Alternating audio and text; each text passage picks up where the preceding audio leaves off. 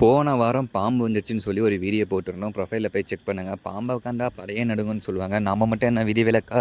நம்ம பாம்பை பார்த்த உடனே கம்பி வேலி போட்டு, மீன் வலை போட்டு, கோழி வலை போட்டு, மேலே க்ரீன் துணி கட்டி அவ்வளோ சேஃப்டியாக வச்சுருந்தோம். பட் ஆனால் மழை பெஞ்சு எல்லாத்தையும் கெடுத்து விட்டுருச்சு.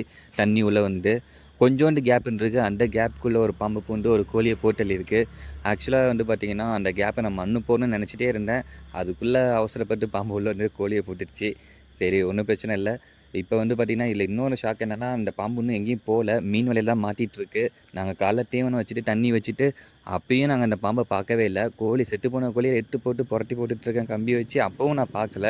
கோழியை புதைக்கலாம் அப்படின்னு எடுக்கும்போது தான் அந்த பாம்பை பார்த்தேன். இந்த பாம்பை பார்க்கறதுக்கு எனக்கு ஏதோ கட்டுரையான மாதிரி தான் இருக்குது. இது என்ன பாம்புன்னு கரெக்டாக நீங்கள் கீழே கமெண்ட் பண்ணுங்கள். சரி, ஓகே. இந்த பாம்பு வந்து பார்த்திங்கன்னா மீன் வலையில் மாட்டிக்கிச்சு. இதை நாங்கள் ஒரு வழியாக மீன் வலையெல்லாம் கட் பண்ணி அந்த பாம்பை எஸ்கேப் பண்ணி விட்டோம். இந்த கோழியை புதைக்கலான்னு சைடில் எடுத்துகிட்டு போனேன். அங்கே பார்த்தா வணக்கண்டா மாப்பிள்ள அப்படின்னு இன்னொருத்தன் எட்டி பார்க்குறான்.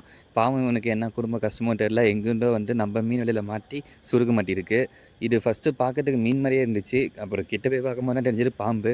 சுருக்கு மாட்டி செத்து போச்சுன்னு நினச்சேன். ஏன்னா கொஞ்சோண்டு உயிர் இருந்துச்சு. சரி, ஓகே, இவளையும் காப்பாற்றலாம்னு சொல்லிட்டு ஒரு பெரிய கத்திரிக்கோலை எடுத்து கட் பண்ணி இதையும் காப்பாற்றி விட்டாச்சு.